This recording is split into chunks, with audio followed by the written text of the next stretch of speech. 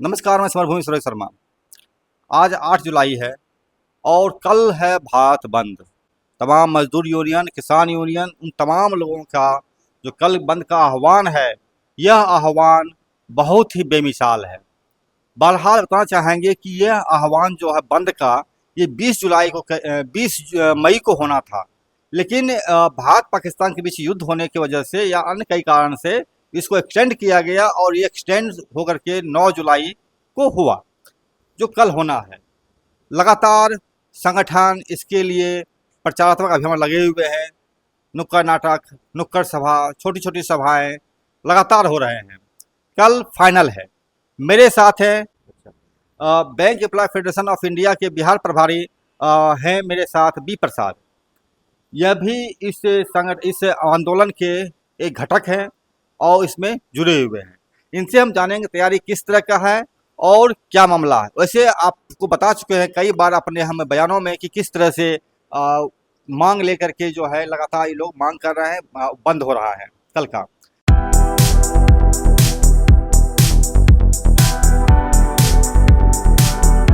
B Prasad ji, बहुत बहुत स्वागत समरभूमि में आपका।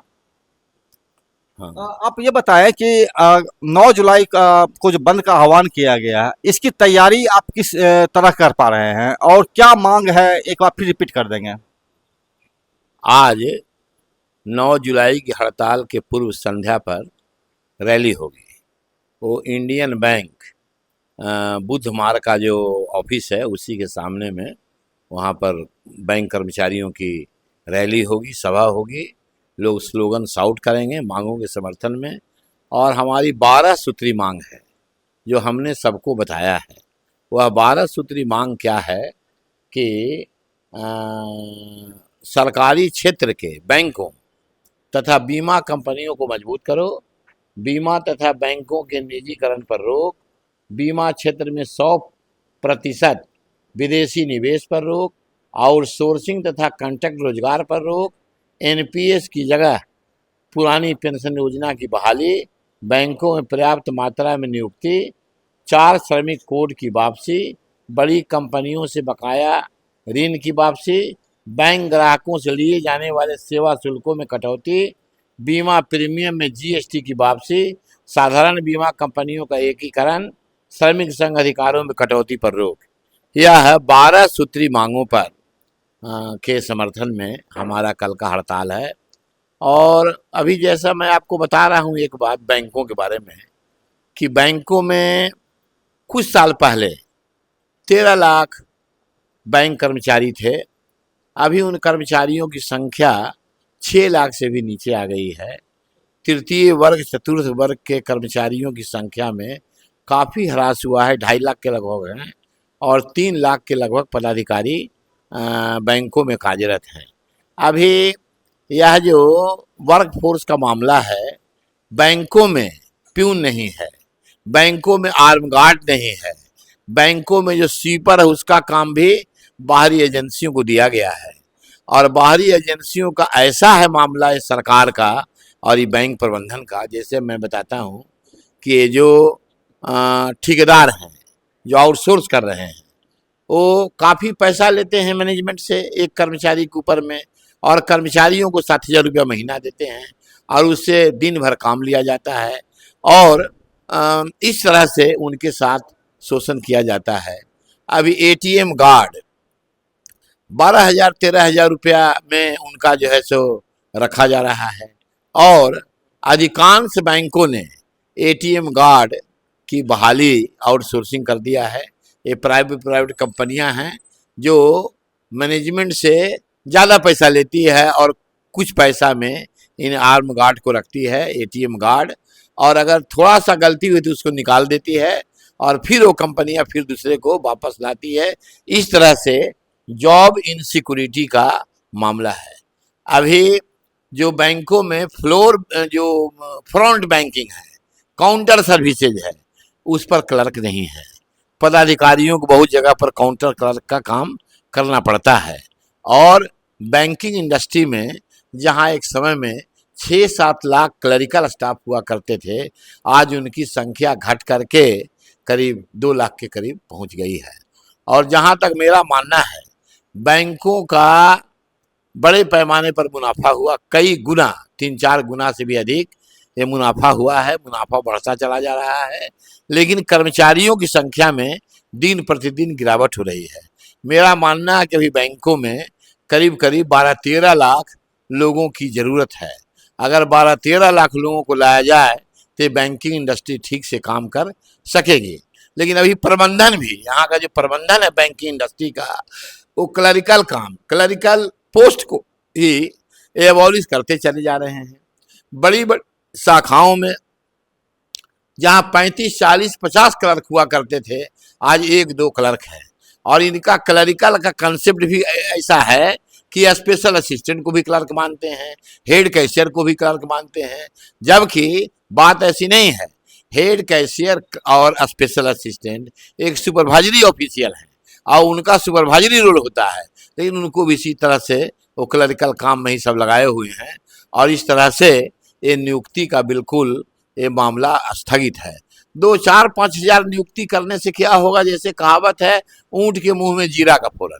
और ये प्रबंधन भी, जो स्थानीय प्रबंधन है, वो ठीक से वैकेंसी का रिपोर्टिंग नहीं देते हैं और हम लोग दबाव डालते हैं। हम लोग अपनी मांगों को लेकर बिल्कुल जागरूक हैं, लेकिन ये प्रबंधन पक्ष की तरफ से लोग हैं, ये नहीं चाहते हैं कि लोगों की बहाली हो।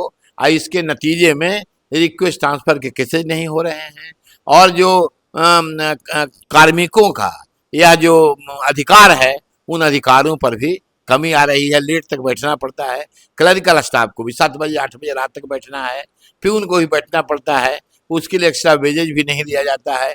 इस तरह से स्थिति बैंकिंग इंडस्ट्री में है। तो हम मांग करते हैं कि स्वीपर का काम ये प्राइवेट स्वीपरों को दिया जाए, प्यून का काम प्राइवेट प्यून को दिया जाए। और बैंकिंग इंडस्ट्री में करीब करीब 3 लाख के लोग टेम्पोररी वर्कर काम करते हैं, daily rated, casual, temporary sweeper. हमारी मांग है कि इन सभी की सेवा अस्थायी की जाए। जितने भी टेम्पोररी वर्कर हैं उसकी सेवा अस्थायी की जाए, जिससे उनको भी जिंदगी का कुछ एहसास हो कि उनकी भी अच्छी जिंदगी होगी। और वो 10 बरस, 20 बरस, 25 बरस से काम कर रहे हैं, लेकिन उनकी सेवा शर्तों का कोई ख्याल नहीं रखा गया है। और हमारे देश का जो संविधान है, उसके जो नीति निर्देशक तत्व हैं, चैप्टर 4, उसका भी उल्लंघन किया जा रहा है। और उसका उल्लंघन और यही नहीं, ये ट्राइब्यूनल्स में जाते हैं केसेज, वो जीत गया वर्कर, वो लागू नहीं होता है। और जुडिशरी का ऐसा आलम है कि काफ़ी विलंब हो रहा है और 10-10 बरस तक वो नहीं आ पाता है नंबर में, तब तक वो रिटायर कर जाते हैं। इस तरह से बड़ा ही दयनीय स्थिति है जुडिशियल सिस्टम का भी। और वहाँ जाने में तो अब डर लगता है कि कितना बरस के बाद में फैसला होगा, क्या होगा, इसलिए बहुत से वर्कर उसमें डर से जाते भी नहीं हैं। और हमारी मांग है कि जितने भी केसेज जिसमें वर्कर की जीत हुई है, ट्रिब्यूनल से अवार्ड दे चुका है, लेकिन वो हाई कोर्ट, डिवीजन बेंच, आपका SLP, इसके तरफ में मैनेजमेंट जाता है।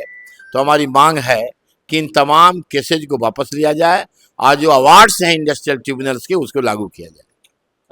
बहुत ही सुंदर बताया आपने, लेकिन एक चीज़ बताइए हमको आप, भारत के प्रधानमंत्री नरेंद्र मोदी हैं, ये कहते हैं कि हम 18-18 घंटा पर डे काम करते हैं। उसी तरीके से भारत के जो उद्योगपति हैं वो भी कहते हैं कि भारत के जो लोग हैं वो नकारे हैं, कामचोर हैं, आलसी हैं, इनको 18-18 घंटा काम करना चाहिए, तो सरकार, इससे देश का विकास होगा। तो नरेंद्र मोदी का जो ये 18 घंटा काम करने का जो करते भी बिना छुट्टी लिए, उससे क्या सहमत नहीं है कि जो आप इस सवाल को उठा रहे हैं? यह जो 18 घंटा काम लेना, यह अमानवीय है। हर व्यक्ति 18 घंटा काम नहीं कर सकता है। और हमारे देश में जो वर्कर की जो सेवा शर्तें हैं, अंतर्राष्ट्रीय पैमाने पर भी ILO का जो रिजोल्यूशन वगैरह हुआ है, उसमें अभी हम लोग मई दिवस बनाते हैं। शिकागो में 1886 में यह तय हुआ था उसके बाद कि भाई 8 घंटा काम, 8 घंटा आराम और 8 घंटा मनोरंजन, ये 24 घंटे का बंटवारा इस तरह से किया जा रहा है। और इसलिए वो बाउंड्री बनाया जा रहा है कि जो वर्किंग आवर को बढ़ाया जाए। इसीलिए पूंजीपति भी अपना बाउंड्री दे रहे हैं और प्रधानमंत्री जी भी बाउंड्री दे रहे हैं कि भाई हम जब 18 घंटा काम करते हैं, ये वर्कर क्यों नहीं 18 घंटा काम करेंगे। तो इस तरह से यह सही नहीं है, अमानवीय है। और मानवीय है आपने कहा, लेकिन आप जो आंदोलन कर रहे हैं कल 9 बजे 9 जुलाई को आंदोलन है, उसमें क्या क्या होना है आपका? कल रैली होगा, प्रदर्शन होगा, और हम लोग यह प्रस्ताव पारित करेंगे कि डेली रेटेड वर्कर को रेगुलाइज किया जाए, पब्लिक सेक्टर के बैंकों का जो एग्जिस्टेंस है उसको बरकरार रखा जाए। आम जनता से भी बात करेंगे, और कस्टमर्स का जो टैक्स लग रहा है बहुत सारी चीज़ों पर, जो रेट जो लग रहा है बैंक से चार्ज बहुत ज़्यादा है, उसको भी कम करने की बात हम लोग करेंगे। और हमारी मांग है, ये मांग तो मैं समझ गया, मांग तो बताया, शुरू में बताया था आपने। कल क्या क्या कर रहे हैं प्रोग्राम? कल करेंगे हम लोग, हड़ताल रहेगा दिन भर सवेरे से लेकर के शाम तक, और रैली करेंगे, प्रदर्शन करेंगे, पिकेटिंग करेंगे, जाएंगे हम लोग, और हर जगह वर्कर को ऑर्गेनाइज करेंगे। ऐसे हमारी योजना है कि मौर्य लोक में बड़े पैमाने पर लोग आएँ और वहाँ पर हड़ताल के बारे में चर्चा करें, और हड़ताल के क्या मुद्दे हैं हम लोग इसके लिए से जागरूक करेंगे। कुछ लोग बता रहे हैं कि डकबंगला चौराहा पर लोग पसंद करना है। डाक बंगला चौक कई जगह है, वो तो लाखों लोगों का, करोड़ों लोगों का हड़ताल है। एक दो आदमी का तो एक जगह संभव नहीं है। कोई वहां पर होगा, कोई मौर्य लोक में होगा, पटना सिटी में होगा, बहुत जगहों में होगा, डाक बंगला रोड पर भी होगा, गांधी मैदान की तरफ होगा, बहुत जगहों पर आर ब्लॉक के पास होगा। ये बहुत जगह चौक चौराहे पर हड़ताली कर्मचारी रैली करेंगे और प्रदर्शन करेंगे और अपनी मांगों को प्रदर्शित करेंगे। इस आंदोलन में टेम्पो यूनियन साथ है क्या? हाँ, टेम्पो यूनियन साथ है। आज भी उनकी हड़ताल है, कल भी हड़ताल है, उनकी भी मांगे हैं। उन्हीं मांगों के समर्थन में ये जो है सो आज हड़ताल पर है। अच्छा, ऐसे बताइए कि क्या रेल रोकने का ही कोई प्रस्ताव है आप लोग का? हम लोगों का प्रस्ताव नहीं है, लेकिन जहां तहां हो सकता है रुक भी जाए रेल। अब पूरे का तो हम नहीं कर सकते हैं, जहां तहां जनता हो सकता है कि रेल को भी रोक दे, इसके बारे में हम नहीं कर सकते हैं। रुक सकता है रेल भी। अच्छा, हम ये जो आप हड़ताल कल कर रहे हैं, ऐसे कुछ आवश्यक सेवाएं होती है, मसलन अखबार मतलब दूध का, मसलन एम्बुलेंस का, ये सब का क्या इसको भी रोकेंगे आप? नहीं, इसको हम लोग नहीं रोकेंगे। एम्बुलेंस चिकित्सा का है, कोई मरीज जा रहा है थोड़ी हम लोग रोकेंगे, हम लोग नहीं रोकेंगे। दूध है, एसेंशियल सर्विसेज है, उसको हम लोग नहीं रोकेंगे। मतलब इसके अलावा जितना चीज़ें सब रोका जाएगा। हाँ, उसके बाद जो है रुक सकता है उसको रोका जाएगा, लेकिन ये जो आवश्यक चीजें हैं उनको हम लोग मना नहीं करेंगे। तो आप ये हड़ताल करेंगे तो क्या अधिकारी से भी मिलेंगे, राज्यपाल वगैरह से, किसी से? हम लोग राज्यपाल से नहीं मिलेंगे, अधिकारी से भी नहीं मिलेंगे, इसलिए कि यह मामला नेशनल है और नेशनल पैमाने पर हम लोग हड़ताल पर हैं, और किसी अधिकारी से मिलने की कोई योजना नहीं है, क्योंकि उनके पास ये जो हमारे मुद्दे हैं इनका समाधान नहीं है। ये मसला है और राष्ट्रीय लेवल पर ये बंद का कॉल है, बंद रहेगा। अभी भी तैयारी लगातार चल रहा है इन लोग का, और अभी भी जो यहाँ बैठे हुए हैं यहाँ से लोग निकलेंगे और सीधा कोतवाली थाना के पास जाकर के ये लोग वहाँ पर प्रोटेस्ट करेंगे, प्रदर्शन करेंगे। वहाँ हम भी चलेंगे और दिखाएंगे आपको कि वहाँ पर किस तरह से लोग अपनी मांगों के समर्थन में आंदोलन कर रहे हैं। बहुत बहुत शुक्रिया आपका, बताया चीज़ों को आपने। जी, तो चलेंगे हम लोग वहाँ पर और देखिए वहाँ क्या होता है। इसके साथ ही चैनल देखिए, लाइक कीजिए, सब्सक्राइब शेयर कीजिए और हमसे जुड़े रहिए। नमस्कार।